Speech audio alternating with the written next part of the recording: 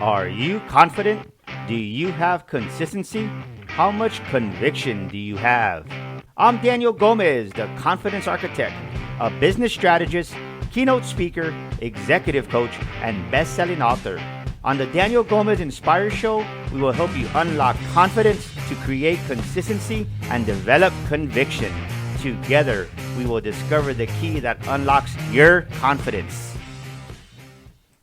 Welcome back to another episode of the Daniel Gomez Inspire Show, where we inspire you, we motivate you, and we educate you. And I got to tell you today, man, whoa, we got this guy. He's amazing. I tell you, he's been a mentor, a coach, a friend, a brother. He's been everything to me, I think, except Santa Claus. But I'll tell you what, I love him, man. He's great people, and I'm excited. He's actually the first guest that we've brought back for a second time on the Daniel Gomez Inspire Show, and that's how much value he adds. So I want to welcome him to the Daniel Gomez Inspire Show. Let's welcome him, give him a big round of applause, the one and only Tony Whatley. What's going on, my friend? Woo-woo. Man, what a powerful intro, dude. A lot of energy there, but I wouldn't expect any less from you. And by the way, I can play Santa Claus if required. Ho, ho, ho. Merry Christmas. Hey, we're here in the fall, man. So what else, what else can we do? That's it, man. As soon as Halloween's done, you know, they kind of start skipping over Thanksgiving decorations down. They go straight to Christmas. Well, Tony, I know the amazing person you are, Tony, but do me a favor. Take a minute and introduce yourself to the Daniel Gomez Inspire Show, if you don't mind, my friend.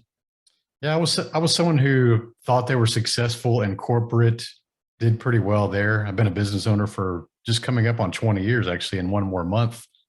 And I love cars, and I built businesses around cars, and those things did very well for me. I ended up selling companies for millions of dollars. And 2015, I was in a car accident, and it really changed my life. And I realized the value of time and putting purpose ahead of fear. And so I stepped away from a really high paying career in oil and gas and decided to go make more impact in the world rather than just trying to pursue an executive role for some title and prestige and all these things that we think that we need to identify who we are. But it was really kind of a hollow existence in that kind of regard of just pursuing something that was more personal to me, but less impactful to other people. And so I made that shift in 2015. We kind of were about the same journey. And nowadays I'm a business coach, a speaker, podcast host, and just doing things to help other people find confidence in business skills. Well, man, I'll tell you what, one thing that I really loved when we were kind of talking about having you back on the show is I really wanted to just highlight your progression. You know, and then what comes to mind right now is everything that you just said. I've seen you just really, I don't want to say 10x or 100x, but dude, you've just like, boom, out of the blue. But people see out of the blue, right? But they see the tip of the iceberg, but they don't see the stuff back to 2015. Mm-hmm. And just really watching you this past year since the pandemic, I think in 2020, what really happened is a lot of people that had flaws in their foundation, they had flaws in their system, they had flaws in their business. They were always there. I think it was just exposed and it was just really magnified. And many people that we knew are not speakers anymore, or podcasts went out of business. But not only that, brick and mortars went out of business.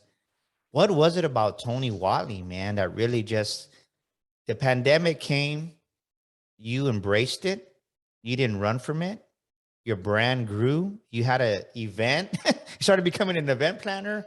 So all these things happened. So tell us, and then, you know, something happened in the beginning of 2021 where this app came out of social media called Clubhouse, and you just dominated that. And I think many people have that same opportunity. What is it about Tony Whatley that really helped them this past year and a half? I think, right? Actually, it's been a year and a half now, that since March 15th, that the country closed down. What is it about you and that you just, you know what? I'm not going to run from this. I'm going to run towards it and let's rock and roll. Man, I think that the world is craving genuine leadership right now because we're seeing so many poor examples of it, even at the highest ranks. And I knew that just looking at things, I think early on, I say March, April last year, we started to see, because everybody had fear back then, because we didn't have anything that was known. It was a fear of the unknown. I mean, this virus, this pandemic, this thing that's going around, nobody had any details. We didn't know who the high risk people were. We didn't know how to find it, how to avoid it. Like, we didn't know anything. So there was a period of everybody was kind of living in fear because the news, the media, the things that people consume out of an addiction drove them into this fearful state. And unfortunately, there's a lot of people still living that way.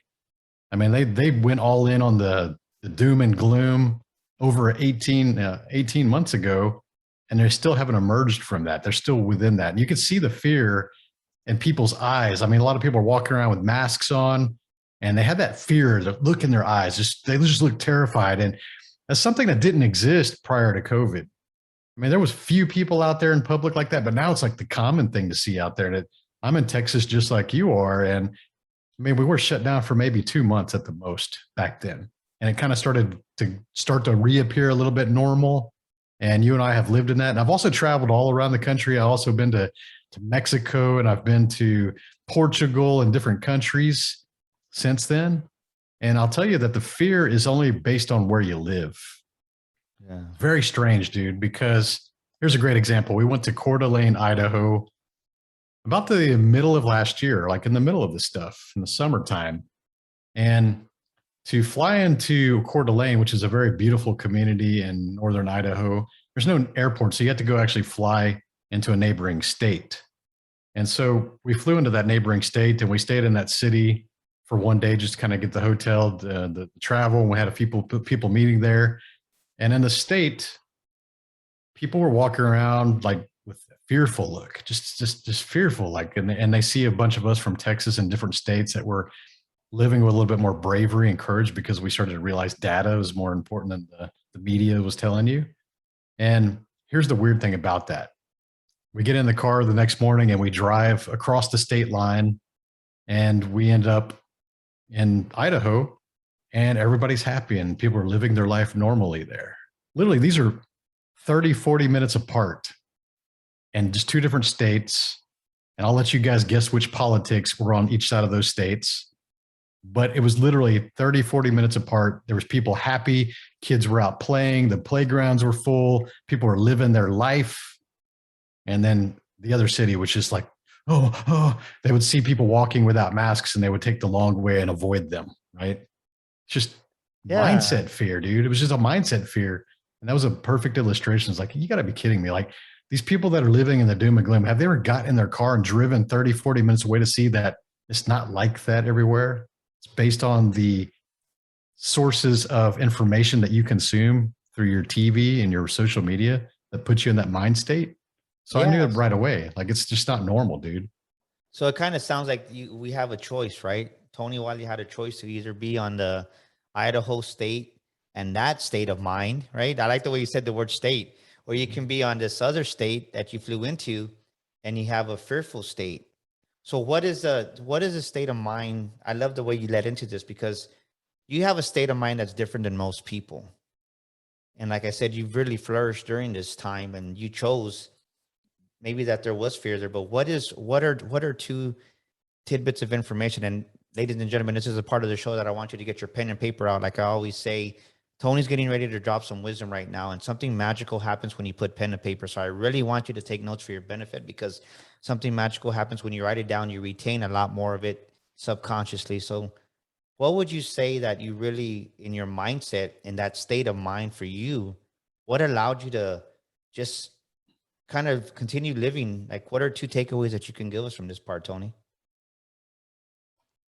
I think that I was very fortunate to get rid of the news channels from my social media, and I don't watch that on TV. I think most of us grew up watching that because in the 1970s and 1980s, the news was somewhat trusted. It was something informative. They were telling you the highlight reels of things. They didn't put a lot of spin or a lot of bias in it. So, after the first Trump election, whichever side you're on, it was a very toxic political campaign, a lot of negativity going both ways. And I've seen a lot of families, even including my own family, become divided. I saw lifelong friends become divided based on political how they identify to themselves. They put their identity into things that aren't really that important at the end of the day, but they'll be willing to sacrifice good relationships. And I didn't like that. I didn't like how manipulative media had become and how we get to control access to what we read and see. All of us do. whether you're listening to this show or watching videos, or we control access. We have the gatekeeper duties of our eyes and our ears, yet we allow these negative things that manipulate us into feeling different emotions that we weren't set to have that day. So if you're watching some headline thing and it makes you angry, makes you emotional, that was by design. They did that on purpose. And here's the other thing I think I consider myself politically moderate. I would say I'm socially liberal, but anything with business and finances and money and regulatory types things and size of government, I'm conservative. I think that we should all have freedom to believe in what we want and to live as we want. I think that the government is too big and overbearing, and they're very proven to be terribly inept and not good at managing money. So why are we giving them more money? Because they're terrible at it. They're not. If they were running it like a real business with legitimate business people running it, because that's what it is, I would have a lot more respect for them. But that's just the context. So for me, I'm watching all these people having these emotional breakdowns and riots and just craziness going on. And it all started really about 10 years ago. I felt that it really started, under the Obama administration. I felt that I'm a minority myself. I actually voted for Obama the first time. And I said, you know what? I want to change. This hope and change thing sounds amazing. And I'm tired of this stuff. And I didn't like McCain at all. Never have. And I said, okay, I'm going to try something new. And then, when this guy gets in there, first black president that's positioned, I was like, you know what? Let's cool. Like the United States is making some changes. Let's see how this goes. What my wife and I both realized in that first presidential term of his is he was there to divide. He didn't help racism. He felt like he threw fire on it. He threw some gas on the fire. I felt like, dude, I grew up with racism. Growing up half Japanese in Texas, I grew up with it. You've experienced it growing up in Texas. But I thought it was going to get better with someone like that in office, and it wasn't. It got worse. And I was like, I can't believe this guy had the biggest opportunity to be the biggest unifier and to showcase that, hey, man, if a normal dude can make it to top, become a president and minority, he's going to inspire all these other people to want to be able to do the same. And I felt that it was complete opposite. And I voted for the dude. Like I supported him. And so, no, I didn't vote for him as second term, but I started to see the wheels spinning back then in society of creating division and racism and pushing the socioeconomic classes of poor versus rich. And you see all these dividing tactics still going on today. And it's like, that should have all gone away when we had our first black president. It should have gone away. We should have been a unifier, but it just didn't work out that way. So I became a more vocal, anti-political type person and thinking like, man, there's so many things going on that are negative in this world that we need to be more vocal. And I think a lot of people just kind of step in line. And I think a lot of times people don't really agree with what they say, but they're saying it because they don't want to upset their friends and family. So they hold on to their old identity and they say things that they don't even believe anymore because they don't want to upset people that they have relationships with.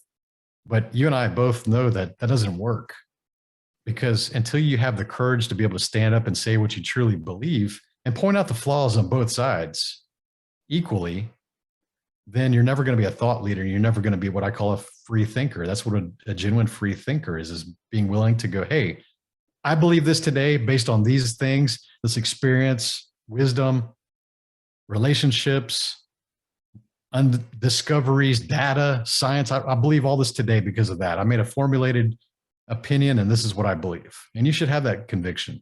So would you say then that, so then would you say, because I like what you said, right? The free thinker, right? I like that terminology, that's attributed to who Tony Whatley's become as far as growing your brand 365 driven. You didn't care what the masses were doing, right? Because when you follow the masses, we know what happens. You went left instead of right, and just to say, because you said, you know what, I want to believe what I believe in. You invested in yourself because you started having these live events and then really pushing the envelope in your brand and not being scared. I would say that, right? Because of just what you just said. You were free to be who Tony wanted to be, what you wanted your business to be, and you didn't listen to everybody else's opinions. Would you say that you just kind of ran with your identity? Because so many times people, I think, I love what you said, right? We listen to what the social, right? The society says, the world says, and we conform to that. And when in reality, when you walk in the identity of who you are, who Tony Whatley is that where the success came from, would you say? Yeah, I think that we have a real problem in the world right now with putting rules ahead of morality. I think there's always a right and a wrong of certain things, right? And rules can say otherwise, but we need to start putting morality and common sense ahead of some of these laws and mandates that we see rolling out. And I've always had these thoughts, but you're right. Most people, including myself in the past, were fearful of saying things because maybe the mass majority will say they disagree with you, even though they agree with you, right? They don't have the courage to stand with you. So they're just going to follow the herd and say what everybody and their neighbors and their family are going to say, even if they don't believe it anymore. So I just started to be a little bit more bold. And I was like, hey, guys, this doesn't make any common sense here. Like, why are we doing this kind of stuff? Like, we start to see data. Like most people, dude, like the phrase that annoys me is like, oh, we need to believe the science. We need to believe the science. But you know what? The whole thing is I have a science degree. I have a mechanical engineering degree. I actually have had far more math than a microbiologist. So I actually trust math more than science, because when I start to see data and results and percentages and risks, that's numbers, that's math. I trust math. Science is meant to be challenged. There's been a lot of scientific laws in the history of science that have been dispelled as rumors or just disproven. So science by design is meant to be challenged, and it's meant to be refined over time. It's nothing that's a scientific law that becomes a law and it's like, we can't challenge this ever again. It's law. Like, no, that's the opposite of science. Science is always discovery, going deeper, finding more details, revising things. That's the beauty of science. So when people say trust the science, I'm like, you're not looking at the math. Math doesn't change. Math is math, and it's always math.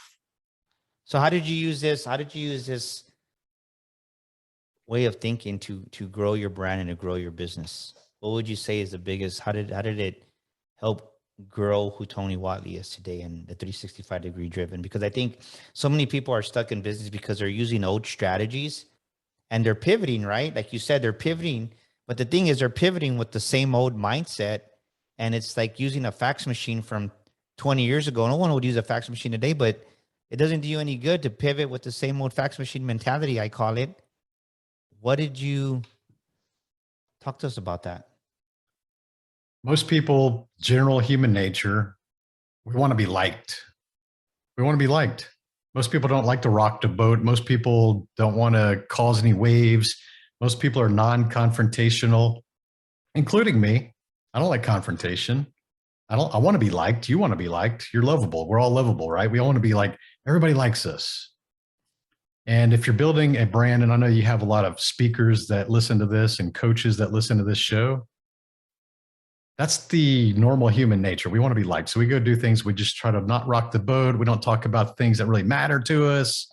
And we definitely don't talk about religion or politics, or we just avoid these hot topics because, you don't want to have conversations like that because it might upset somebody. And, you might actually have to defend your opinion. Like, oh my gosh, like that's confrontational. So you go out there with some weak ass branding and try to be warm, fuzzy, neutral, vanilla in the middle and hope that everybody loves you. That's how you start. That's how we all started. That's how I started. That's how you started. A lot of us started. But what you realize over time is that you might be likable, but nobody's going to love you. Nobody's going to love you. Nobody's going to be like, you know what? That guy gets me. I relate to what that person's saying. I wish I could say it the way he's saying. I wish that I would have wrote that post or said that video that he created. I wish I would have done that. Like, if you could start speaking in behalf of the people you truly want to serve, they're going to love you because they didn't have the courage for themselves. They might share your post, but they would never create that post on their own because they need to see that other people believe like them for them to be able to put that same message out to the world for themselves. They're not going to be the first one. You got to be the word. The word is to be the originator. Like, I need to be the creator. Like, if you've ever been looking at somebody's content or creating things and you go, you know what? I had that thought last week. Well, to me, it's like, well, why didn't you post it? Why didn't you post it? Why didn't you share that last week when you had that thought? Because you didn't have the courage at that time to put your words out there and face potential criticism or ridicule. But that's what a thought leader does. We have a thought and we just put it out there and we're willing to defend it until our perspective is changed. And maybe we get into a good enough debate that your perspective does change and you have a better realization or new discovery. And you go, you know what? Thank you for sharing that. Now I believe this.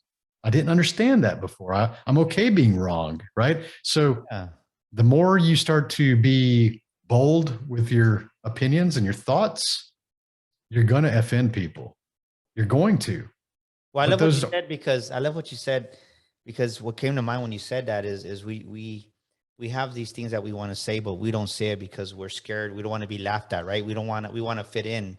Mhm. And what came to mind in as far as business goes, you think about, everybody knows Uber now, but there was actually a company before Uber that had the same idea, the same concept, but they didn't even bring it to the market. It was an idea, and for whatever reason, it fell to the wayside. But the owner, the creator of Uber, the co-founders of them, they ran with it, and look, it's flourished. So sometimes you got to be willing to put your neck out there and be laughed at or be ridiculed, because sometimes it's just right. The world is always evolving, is what I hear you saying. yeah. And sometimes when you're the first one with that first perspective or wanting to say it, you don't say it in fear of being rejected or fear of being laughed at. And ladies and gentlemen, listen to what Tony's saying right now.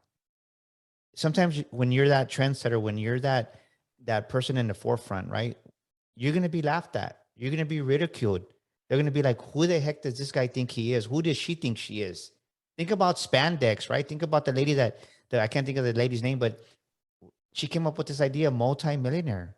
Right now, you have a multi-million-dollar idea that's been dropped into your mind, into your brain, but you're being scared about what your friends are saying and what so-and-so is going to think, or what if I get laughed at? Who cares? Think about that. Think about Walt Disney right now comes to mind. Tony is right. Think about when he went to the banks. You talk about resiliency. This guy went to over 300 banks and they laughed at him. You want to start a what about a mouse, a rat? What?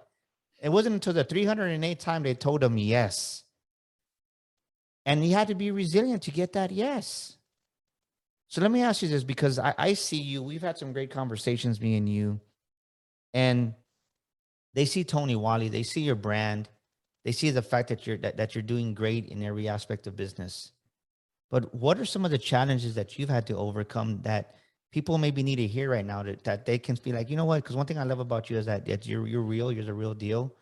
What's two things maybe that you've overcome during this last, right? Because you've definitely progressed, but what are some demons, or what are some skeletons that you had to overcome during those 2 years? Yeah. I mean, I literally doubled my business last year, doubled, and I was already doing pretty well. And I think I had to know who my people are. I had to know who my audience is. So if you're listening to this, understand who your audience is and who you want to serve, because most of us think that we go be nice guy. We could throw a big casting net and catch all these fish. That's not true. It's who do you truly want to serve? If you could put yourself in a room with 100 of your top clients, what would those people look like and why would they be there? What would they have in common? What would their beliefs look like? You have to start speaking to that narrow band of potential clients that you truly want to serve. Like you're a man of faith, a man of religion, Daniel. I guarantee that your top 100 clients would have that faith-based, really strong belief, because that's who you are. But imagine if you had embarrassment or shame about talking about religion because you didn't want to offend someone who maybe is a nice person, but they're not highly religious, right? So you would compromise yourself to try to attract everybody instead of the people you really want. And so once you start making more bold statements and truly telling people how you believe, you're going to push people away. That's given, right? Yeah. Not everybody's there for you. They may be beautiful people, nice people. I mean, there's nothing wrong with those people that are leaving your circle, but they're not the ones for you. They're looking for their mentor. They're looking for their coach. They're looking for their messenger that needs to reach them the way they like to be reached. But what's going to happen is for every one person you leave, you're going to attract 10 more that like your message, that love what you're saying, that get what you're saying and understand why you are who you are and where you are. So you have to be willing to sacrifice the ones that are on the fringe in order to greatly attract the ones that you truly want in your service. So I love that's that. important. That's important. Don't be afraid to be who you truly are. I mean, I can't be Daniel Gomez. You can't be Tony Whatley. You can only be the best Daniel Gomez. I can only be the best Tony Whatley. So while it's okay to try to emulate some of the people that we admire and the qualities and the behaviors and the habits and things like that, when it comes to your communication style, your visuals, the things that embrace who you are, who are you internally? Like go to that soul searching mission. Like who are you? What do you like? What does it defines you? How you dress, how you speak, how you carry yourself, how you treat other people. Be that. Be 100% that. Quit trying to dilute yourself thinking that, hey, maybe I need to wear a tuxedo and a tie every time because so and so over there does that and they're rich, they're successful, so I got to do that too. No. No. What do Yeah. you want? Because as sooner you figure out who you are and start to become that, you're going to attract the people you truly want, man. And I love what you said that because so many times, especially, and that resonated with me so much because we've been having our speaking academy and people come in and say, well, do I have to wear a suit because you wear a suit? I was like, no, you wear whatever you want to wear. If your vibe is jeans and a t-shirt, hey, your audience is my audience. I said, I feel comfortable with the suit and tie. I said, because that's kind of just, I'm okay with that. That's who Daniel Gomez is to say, do I always wear suit and tie? No, I mean, but I'll say this when I tell them, I was like, your confidence doesn't come from what you wear. It comes from who you are, right? Your confidence doesn't come from what you wear, but it's who you are. And that's what Tony's saying is be confident in who you are. And as you continue to speak your voice to that audience, not everybody's going to like you. And you're right, Tony, man. And I was laughing because I was smiling because you said, right. I mean, on faith based, people say, is all you talk about is God sometimes? Like, well, if God says to talk, I'm going to talk. I'm not ashamed of that. But those people that leave me, that's not my audience. But I'll tell you what, I've made a great living by being who I am, and the right people are attracted to me. So never, what Tony's saying is this, is we all have our gift. We all have that voice, that message for the world in business. Don't try to communicate something that you're not, because you're never going to be successful being phony, being a copycat.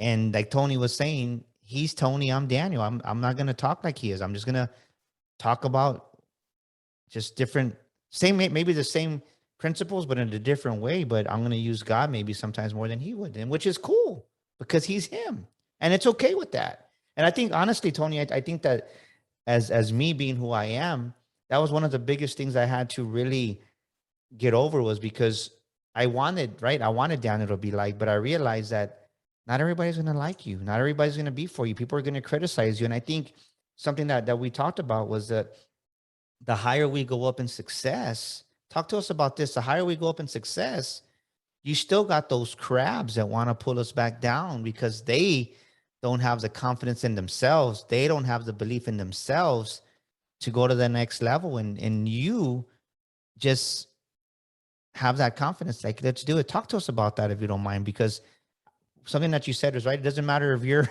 if you're broke, right? You're still going, you're trying to become that 100 But if you're trying to make thousands, but even when you make that $1 million, there's still people in that circle that are going to say, hey, well, just stay comfortable where you're at. Talk to us about that if you don't mind.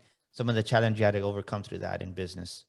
Yeah, as you level up through your socioeconomic levels in life, or your awareness levels, or your influence levels in life, realize that there's always going to be people in your proximity that try to hold you back.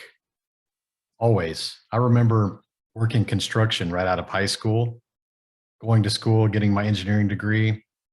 And some of the other workers would say, like, oh, you're trying to be one of them smart college boys, huh? Well, you think you're too good for what we do? They would say stuff like that, right?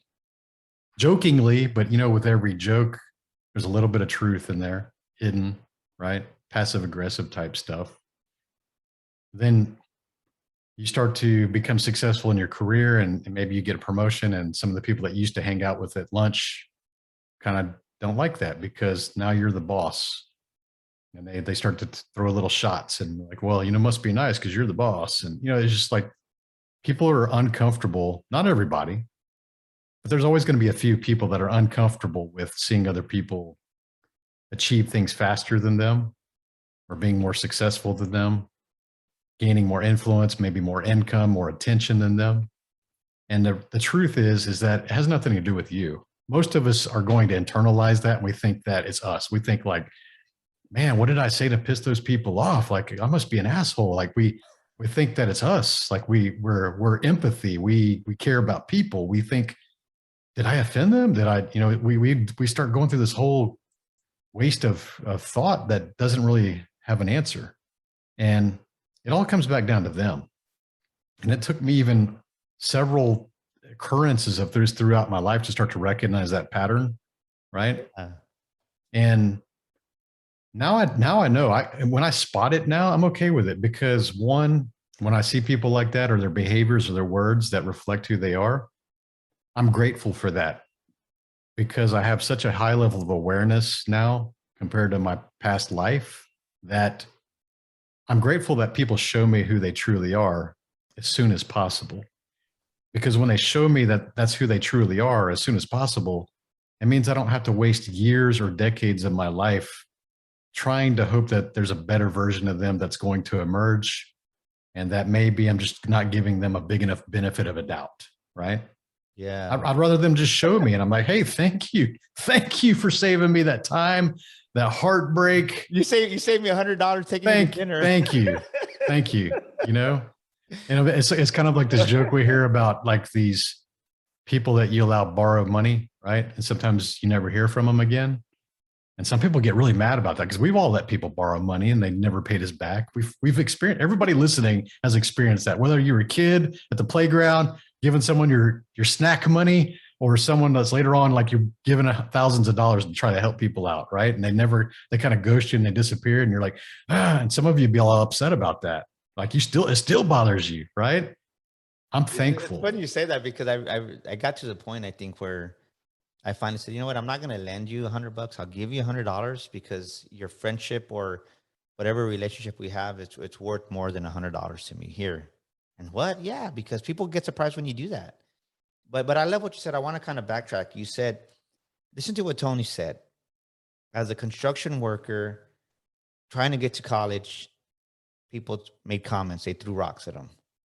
Next thing you know, he got a promotion. The lunch crowd changed. And maybe your lunch crowd is trying to change, but you're holding back because you're letting their insecurities get into your heart, into your mind. Let me say it again. You're letting other people's insecurities around you, their lack of belief within themselves. They're trying to rub all that stuff off on you and you're receiving it.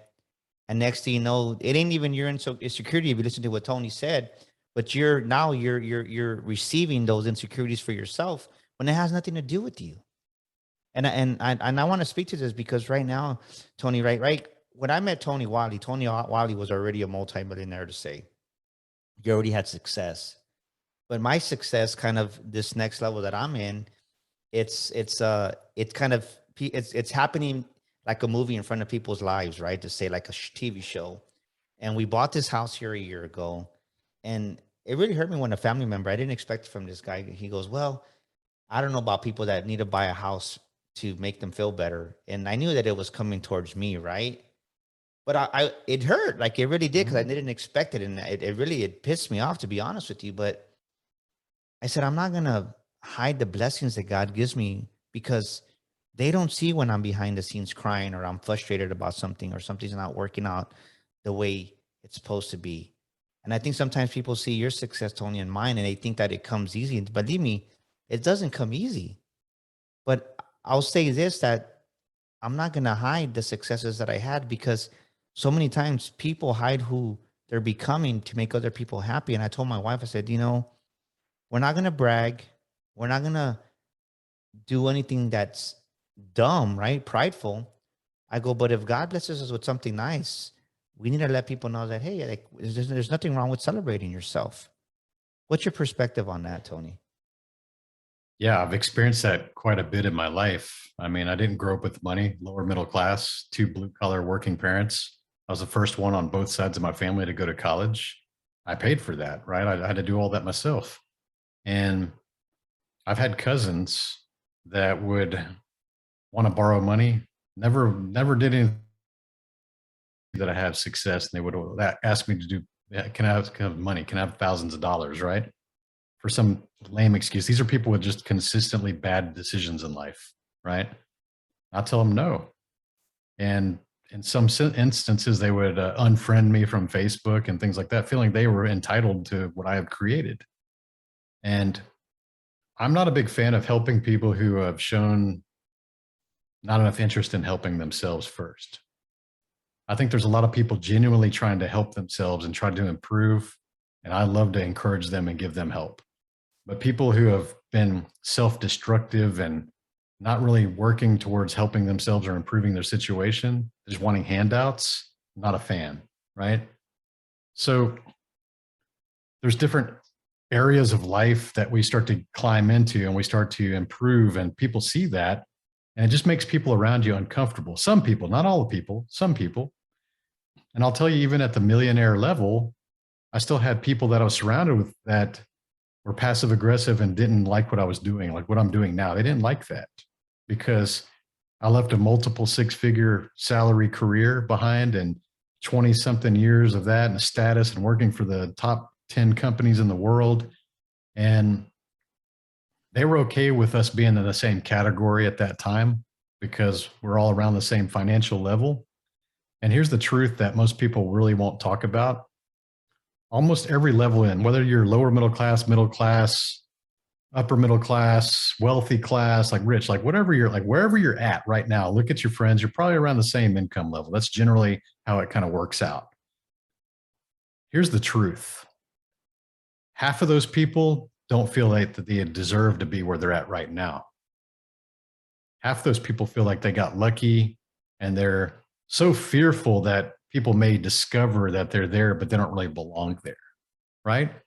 Yes. But externally, they may have the skill sets, the career, the income, like everything that checks the boxes that, no, you deserve that. You earned that. You're here. Like you're here. Here's the results. You're literally here. But their own self-doubt tells them, man, I never thought I'd make this kind of money. I hope that these other people around here at the same level of money don't discover I'm kind of a fraud. Like that imposter syndrome exists at all levels. And so they feel fortunate or lucky to be where they're at. And then they see you over here in the corner building a ladder to try and climb to the next level. And they're thinking that they're lucky just to be on that level with you, but they see you wanting more and you're putting in the work and you're doing things to get to the next level. They don't like that, because what happens is they start to realize that I could be over there with Daniel, with Tony, building ladders with them to climb to the next level.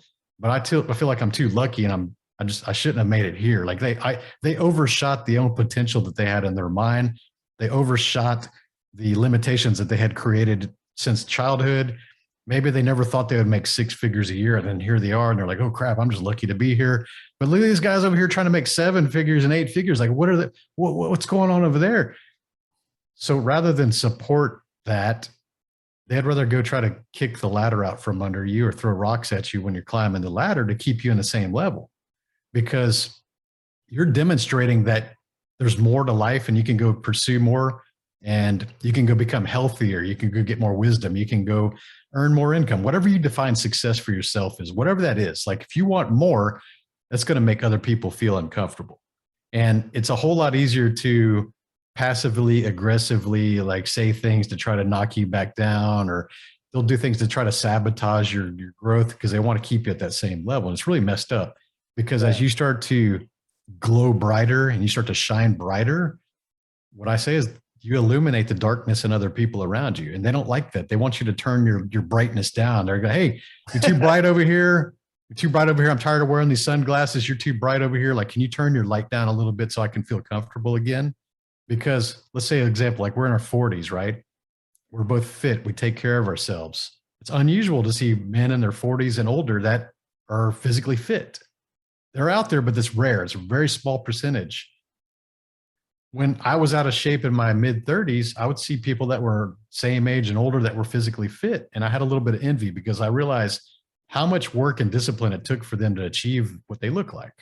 They care about themselves. And here I am, fat with a man boobs and an 8-month looking pregnant belly, and I'm in my mid 30s, and I have these aches and pains because I wasn't taking care of myself. And I remember thinking like, well, must be nice. Like, even though I knew that I would rather be where they're at, I would say things like that to try to validate why I'm not like that. Excuses. Oh, I got no time, man. I got family. This job's taking a lot out of me. Like all the convenient excuses that average people just relay back and forth. If you're hanging around with a bunch of people that just have excuses, you're going to have the same excuses because you don't have a Daniel Gomez or a Tony Whatley to challenge your stupid excuses. Because if you were to say like, oh, I don't have time to go to the gym every day, I would look at you and go, oh, so you have less time than Jeff Bezos. You have less time than me? We have the same 24 hours. Well, I got a family. Well, I got a family too. Are you saying that anybody with a family, anybody that's successful has no time to exercise? Is that what you're telling me? Yeah, it's not true. Yeah, man. What it is it's not your priority. It's not your priority. And when you say it that way, it stings. And if you're listening to this, that should sting. If you start looking at the things you're wasting your time with, video games, Netflix, going to sports stuff, like whatever that thing is consuming your time, scrolling Facebook, looking at TikTok hours on end, like whatever you're doing, whatever you're choosing to do is your priority. Whatever thing that you're not doing is not your priority. So when I say something like, hey man, taking care of yourself is not your priority, but sitting on the couch is your priority, like that hurts both ways because it's true. It's true, dude. Well, you know what? I love what you said. I wanna circle back because I don't want the audience to miss this. Is I love what Tony said in reference to your income. Maybe you're not that entrepreneur mindset. Maybe you've been stuck in that job, JOB, for the last 5 years, 10 years, and you've been passed up over and over on promotion. But listen to what Tony said, the proximity of the people that you associate with. He said it in a different way. Those people you hang around with, that's your net level of income that you're going to write. If you hang around with people that make, just say $50,000 a year, and that's your circle, then more than likely your income's going to be 50,000. If your income is 100,000 and you're got complacent there, but you want more, but you're there at that complacency, and maybe you're in your 30s, like Tony's saying, and you kind of let the man boobs come out and you're overweight, you got complacent, right? Because when you're not growing, when you're not progressing, you're dying, you're regressing. And there comes a point where it's okay if you want more. What are you going to do? What does it take for you to become that next version of yourself? Because it's a journey of becoming. And I love what Tony just said, because for me, I was very comfortable in the automotive industry. And when my wife was diagnosed with breast cancer, I made a decision to leave her. And then once I hit that income level, and it was actually Tony, it was you that challenged me. You're like, dude, like, why are you being complacent? I had some money in the bank. I'm like, well, I'm making what I made in the car business. I have my savings. It's good. And he's like, but there's more. But internally, we have that thermostat that was already set at that barometer as far as level of income. And you got to go in there and raise that level of thermostat of income that's coming in. And that's one thing that I love that you challenged me on, Tony. And since then, I said, you know what? There is more. Why not Daniel Gomez, right? Because the thing is, this is if Tony and Daniel don't get it, if you don't get anybody, if you watching this don't get it, somebody's going to get it. So why not you? Why not Tony? Why not Daniel? Why not you listening to this or watching this right now on YouTube? We're no better than you. The thing is, this is that we refuse to limit ourselves by the limitations that the world puts on us. We refuse to limit ourselves by what our cousin says, by what our mom or dad may say, because they don't know. You want to raise your income? Get in a bigger pool. Get in a bigger pool. Stop being that little fish in that little pond. There's an ocean out there, and become the shark that you were born to be. Here's another hard truth, man. I love that you displayed that out. That's you said that really well. Here's the thing. Let's say we can take this in terms of your fitness or your business. Both work in this situation here. When you're out of shape, let's say you're obese, pretty common in the United States, or you're broke, pretty common in the United States, right? Just getting back to average is zero. Like if you're looking at a scale from negative 100 to positive 100 and zero is in the middle, right? A timeline. If you really look at yourself and you go, man, I'm out of shape. I'm a negative. Like I'm not even at zero. Zero is just average. Like that's like it's average. I'm negative 35, right? Like, damn, looking at my bank account, you don't want to see negative, but we've all been there, right? Been there. And when you realize how much work you're going to have to do just to get to zero, it doesn't sound too motivational. It's like, man, I'm 40 pounds overweight. I got to go to the gym at least 3 days a week for 6, 7 months to try to drop this weight. I'm going to have to put in serious work and sweat equity literally to get to zero, just to get to average size again. That doesn't really sound like a good thing to motivate you, does it? And that's what most people focus on, is like, man, I'm so far gone, I can't even get back to zero. It's going to take a lot of work. It's going to take a lot of work to get the average in my finances too. So yeah, success, fitness, all the things that you want in life are dependent on the actions and the things that you take. But the reality, Daniel, is that most people are not where they need to be in order to achieve those opportunities. And they realize it takes a lot of work just to get to zero, and then a lot more work to get on the positive side of those scales to start getting the results and the opportunities that you and I are enjoying now. See? So the mindset flip here is that you got to be willing to do what it takes to become the right person to carry your message and to get the results that you truly want. Because they're like another example of this is very common, like people that are single people. I've been with Lisa almost 20 years now, and I have a lot of single friends, and they're kind of lonely. And you know, even married people can get lonely once in a while. It's not like exclusive to single people, but I have good friends that I've known a long time that will illustrate perfectly who their mate is. Like if it's a dude telling me about the dream girl of him, like she's got to be intelligent, she's got to be physically fit, she has to like dogs, she has to like camping, she, you know, they can make a bullet point list of their perfect mate, you know. And then I look at it and I said, okay, cool, man, that's great that you can visualize to such great detail who your perfect mate is. But ask yourself this question: are you the right person right now to attract that person? Ooh, that's deep. They're not. They are not the right person yet to attract that person. And that's the hard truth. That's the side of the conversation they don't want to hear, because maybe they aren't the one that takes care of themselves. Maybe they're not financially stable. Maybe they're not educated enough. Maybe they're not charismatic enough. Maybe they don't have as much influence. Maybe they don't treat people as good as they should. So they're never going to attain this dream person in their life because they haven't invested in themselves to become the right person yet. And I love that. I got to give you a boom on that one, man, because you spoke to me on that one. And I say that because not that I thought I arrived, but I said, well, I'm doing pretty good. I did. And then me and you had some conversations last year when we were selling our old house, and all of a sudden we sell our house. We were there for 20 years and all these freaking emotions come in, and I'm like, whoa, what's going on? Mm-hmm. Well, guess what? To become the man I am today, I had to deal with a lot of internal crap that was buried deep down inside of me. And it hurt, man. I mean, there was even a time that I broke a wine glass just from being frustrated. And I'm being real, because you see me now, but it's like, it hasn't always been this way.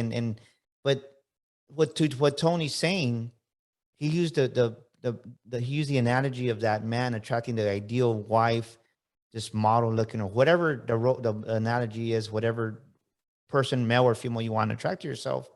Are you that person to attract that type of a woman or man inside to your life? And for me, it was in business, right? Was I that businessman that was going to attract and be able to handle that level of success? And I thought I was, Tony, but when all this stuff came to surface, I'm like, man. And we talked about this, right? The word that came to mind was, right, foundation. You had to excavate that old foundation, that old belief system, that old BS, that old identity, and you had to excavate it and die to it. And then, you know, guess what? You have a flat ground now, right? Because the excavator, the thing that I actually did some research on just this morning, an excavator actually digs deep, right? It digs deep. And I was like, man, that's why it hurt, because it was going deeper in me. But if I wouldn't have dealt with that deeper level of the, right, because the topsoil is easy to clear out. But when you go deeper, there's rocks, there's weeds, there's whatever. And I had to become a new Daniel Gomez. And I cried. I was frustrated. My wife, you know, talking about, I wouldn't be where I'm at. Tony brought up a great point. He's been married with Lisa. I've been with my wife 25 years, and I wouldn't be where I'm at right now if it wasn't for my wife, Mari. And somebody listening to this, you need to understand that who do you need to become to attract who you want in life and business? Write that down right now. Who do I need to become to make my first $250,000? Who do I need to become to be that successful entrepreneur? Who do I need to become just to be a great father, a great husband? When you ask yourself these quality questions, you get the quality answers because you're going to answer yourself within time. Your subconscious mind is going to give you the ideas. But if you don't have the courage as a man or woman to ask yourself these questions, and I cried, Tony, right? I cried, but I love what we're talking about because this is real stuff that people need to hear, because right now, the fluff stuff, it ain't going to work. We have to go deeper. I think you said something that was pretty powerful. You know, the government, the world, it's not where it needs to be. So we need to be leaders of ourselves, right? We need to lead ourselves first, that we can lead our families, our household. And then if we have that business, we can lead the employees, and then we can lead the customers that we serve. So do me a favor. Let's end this session with that. What is one thing that you see that somebody can take away today to really start excavating that crap out of them and take some action and say, it doesn't matter, right? I'm a big believer. Colonel Sanders was 65 years old when he opened Kentucky Fried Chicken. You're never too old. So when somebody says I'm too old, get rid of that BS. If you think you're too back below average, well, guess what? Talk to us about that, Tony, please. I think the world wants everybody to change for them, but very few people are willing to change themselves to accommodate the world and the opportunities that they want in their life, the attraction they want in their life. It's very easy to want other people to change, but if you're not willing to change yourself, then how can you expect other people to change who they are? Because it's very hard to do that. So the only thing you truly have control over is changing yourself. And that always comes back down to doing decisions. What are the decisions we make on a daily basis? You talked about who do you need to become? Most people try to focus on their success level based on the skill sets and the habits and the things that they have today, but they're not really willing to invest to go gain new skills, new knowledge, new habits, new education, things like that to improve, to get to a point where they will start to get the results that they truly want, the opportunities that exist. They have to go invest in themselves to do that. When I decided to want to be a speaker, I joined Toastmasters. I hired a speaking coach. I did videos every single day to get better, to be able to speak like I do now. I wasn't the same person 3 years ago. I was not even close to the same person 4 years ago. I had to go invest in myself to become the right person to carry the story that I have, right? And I'm still, I'd say, work in progress. Like you and I both, Daniel, we're both improving every day in some way to enhance our skills. We're learning new things. I'm taking comedy classes to enhance my stage presence, to be able to work with improv and jump back and forth and think differently like a professional, like a comedian, right? So there's things that I do that are uncomfortable, that are outside of my knowledge base, that I want to learn to improve the way I'm going to communicate. That's just one example. So it goes back to decisions, really simple decisions. Most people think that the life-changing decisions are these giant decisions that they have to make, right? Like, what is your purpose? What is the meaning of life? No, it's, are you going to go to the gym today? What does that food that's on the end of your fork look like? Is that really a healthy meal for you? How about some follow-ups? You got some business there. Did you go back and follow up with all the clients, the people, the leads, the potential leads? Like, even though you know it's a numbers game, and if you call back 50 of them, 2 will say yes, 2 more than 0 that you didn't get because you didn't follow up at all, right? So we know these decisions. And here's the other thing bad about decisions is most people think that decisions are final, right? So they put a lot of gravity and a lot of emphasis on decisions, and then they don't make a decision at all because they're thinking like, oh my gosh, I don't have all the information. I don't know what to do. I'm just going to put this off for a few days and maybe I'll come back to it. And they don't ever do that. They don't make a decision. But people, just get into a better habit of making very quick decisions based on the knowledge and the experience and the data that you currently have. It's all you have. That's the information you have. Make a decision, and you don't have to live with it. Get this. Decisions just lead to more decisions. So you may make a decision based on what you know today, and you might find out in a week or 2 that it didn't really work out the way you planned, but hey, you know what? You learned something new, and guess what? You have a new decision to make. Do we keep going, or do we just do something different? So don't get hung up on making the decision. Just realize that there's always going to be more decisions. You can always backtrack.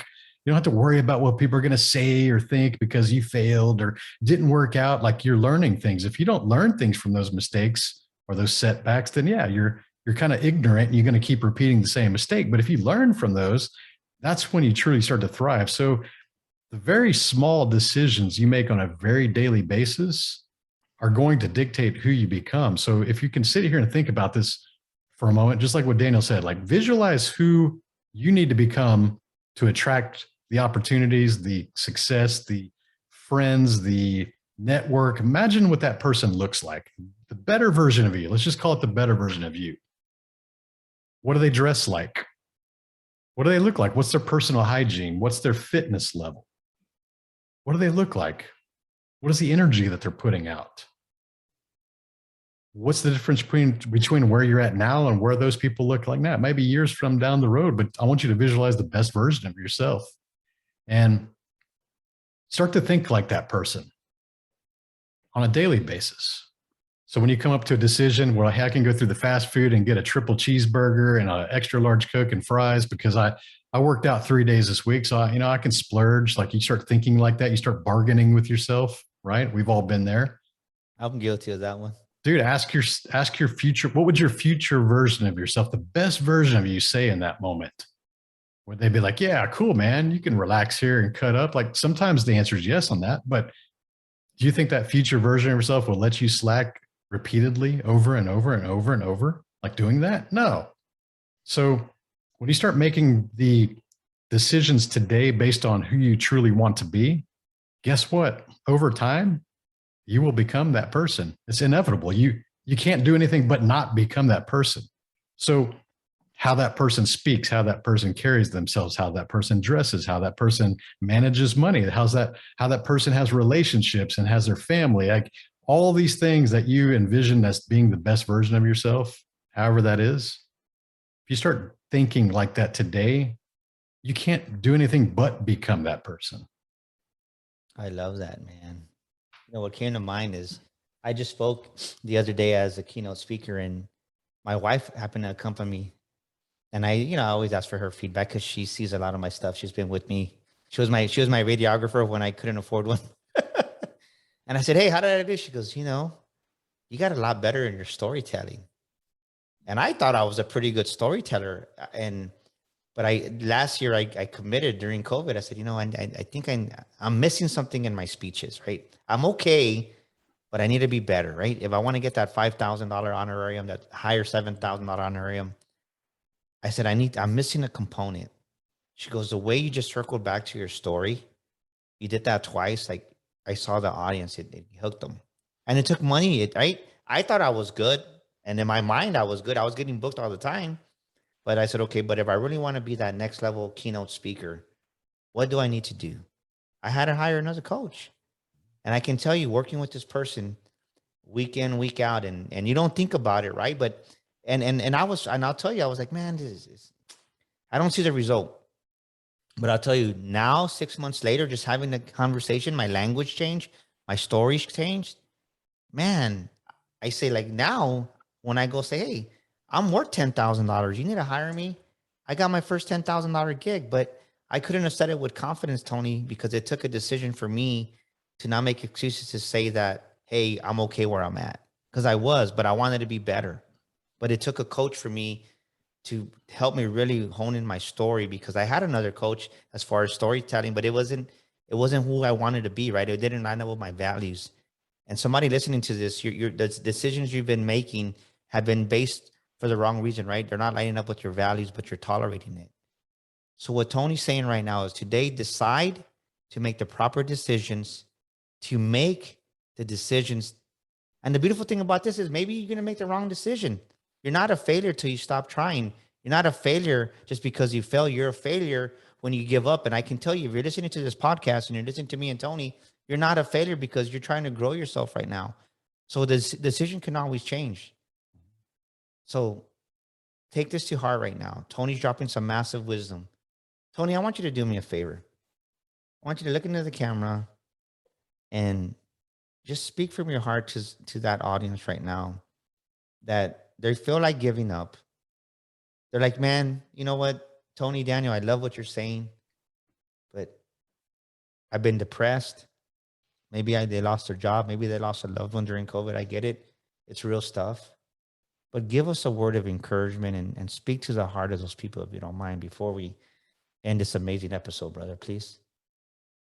I think when it comes down to it, you have to really find out what is your internal purpose. I think too many people are always seeking external validation and external motivation. But here's the tip that nobody really talks about. Successful people, they don't require motivation. Daniel's a motivational speaker. Some people call me a motivational speaker as well, but even motivational speakers need motivation. Who motivates them? It's not surfing Instagram looking for motivational memes. It's not watching YouTube to get pumped up because you got the energy dose of somebody making a message. Maybe it's this podcast. It's not that. Successful people, they just execute. They're results driven. We're not looking for motivation. We look for results. And results are gritty, grimy, and dirty, and you have to get your hands muddy sometimes, right? But you have to be focused on what is the result that you want to achieve. And then you have to be really honest with yourself in these moments and say, am I willing to do what it takes?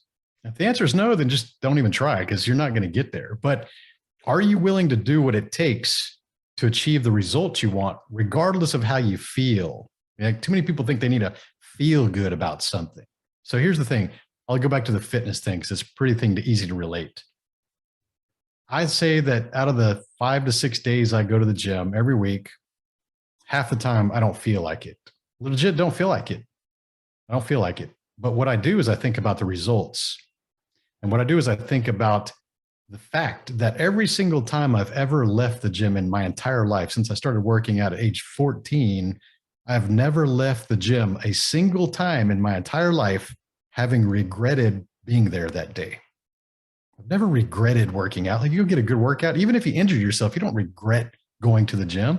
So I know that even if I don't feel like it in this moment, that I don't feel like going to the gym, I'm still going to go, because I know when I leave, I'll know that I won't regret having gone. So I had to put myself again in that future version of myself, even if it's only 2 hours away, that I can expect that when I'm leaving, I will be glad that I went. So I'm there purely for results, and results take time. You have to have the patience. Quit thinking that things are instant. Like, if you're broke right now, realize that that is a result of several bad decisions for the last several years that led you to the point you're in right now. If you're overweight, realize that that's a decision. Bad decisions were a period of years that led you to where you are. So why do you think that you can just make this stuff vanish in weeks or even early months? Like, 2 or 3 months of you going back and starting something new or learning a new skill or getting back on that fitness journey, and you're not seeing real results. You're like, oh, this isn't working. Just sucks. I'm just going to quit. That's how most people are. So I want you to understand that the strategic advantage lies in knowing that other people will quit, but not you. Not you. Everybody else quits. 80% of those people will quit in month 3 of trying something new that's uncomfortable, that takes work, takes grit, endurance, discipline. They're going to quit. But if you can go 12 months, if you can just commit to doing something new for 12 months, you're going to see some amazing results in that time. And the best thing about it is the people that you were competing with early on, when you all started at the same time, 80% of them are going to drop off. Just like I said, they quit. Most people will quit, which leaves you only 20% of the people to compete with at the top. So it's a whole lot easier to compete with 20 percentile than it is 100 percentile. So just understand that outlasting people is a tactical advantage, but you have to be willing to do that. So if you want to go start that book or become a speaker or a coach or anything that's outside of your norm right now, commit to 12 months minimum of doing that discipline every day. Otherwise, don't even start. Boom, baby, right there, right? I like the way you said it. Everybody around you may be a quitter, but not you, right? Not you listening to this, not you watching this. Everybody out there may be quitting, but not you. Tony Whatley, how do we get a hold of you, man? Somebody wants to resonate and find out a little bit more about you and your 365-degree driven community. Talk to us, man. Easiest place, my website, 365driven.com, 365driven.com. I'll tell you what, I got to give you a round of applause for a great episode, man. I love this, dude. It was good. It was good, knowledgeable. Reach out to Tony Whatley, get his book, Side Hustle Millionaire. It's a great book to read. I'll tell you what, you'll get some business savvy. It's on Amazon. And that's a wrap for this week's episode. And ladies and gentlemen, if you're stuck in business or life and you need help, go to danielgomezglobal.com. Give us a request there. Send us a message. Our Show to Fate Coaching want to help you get unstuck and help you in life and business. That's www.danielgomezglobal.com. Show to Fate Coaching. Until next week, that's a wrap for this week's episode. And once again, thank you to our guest this week, Tony Whatley. Thank you for being here. We'll see you next week here on the Daniel Gomez Inspire Show. This is Daniel Gomez, and thank you so much for tuning into our show today. We'd love your feedback. Please drop us a comment, and thank you for leaving us a review. Don't forget to subscribe to our show and share this episode with a friend. And my free gift for listening to our show today is a copy of my best-selling book, You Were Born to Fly. To get your free copy, go to danielgomezinspires.com and get your copy today. That's danielgomezinspires.com. And to elevate your life and business even more, follow me on social media at Daniel Gomez Inspires on Facebook, Instagram, Twitter, and YouTube. Together, we will discover the key that unlocks your confidence.